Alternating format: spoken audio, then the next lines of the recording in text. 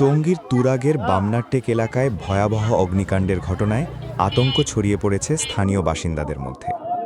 ৯ April ২০২৬ বৃহস্পতিবার সন্ধ্যা ৬:৩০টার দিকে এই আগুনের সূত্রপাত হয় বলে জানা গেছে।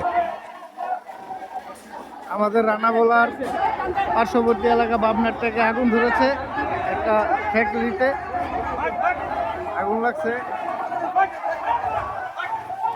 স্থানীয় বাসিন্দা মোহাম্মদ চান মিয়া বেপারী জানান, আগুনের টিন শেড ও আধা পাকা মিলিয়ে প্রায় ২৫ থেকে ৩০টি ঘর পুড়ে গেছে।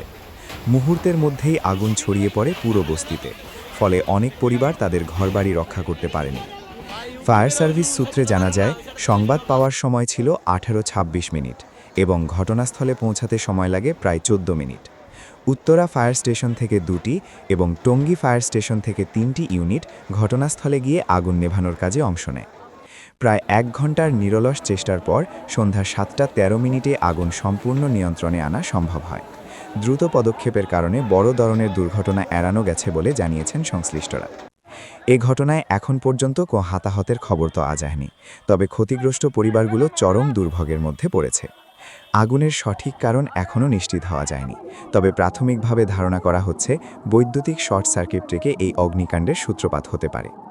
ঘটনার পর এলাকা জুড়ে শোক ও উৎকণ্ঠা বিরাজ করছে। স্থানীয় প্রশাসন ক্ষতিগ্রস্তদের তালিকা প্রস্তুত করছে এবং সহায়তার আশ্বাস দিয়েছে। Desk report, motherland24.com।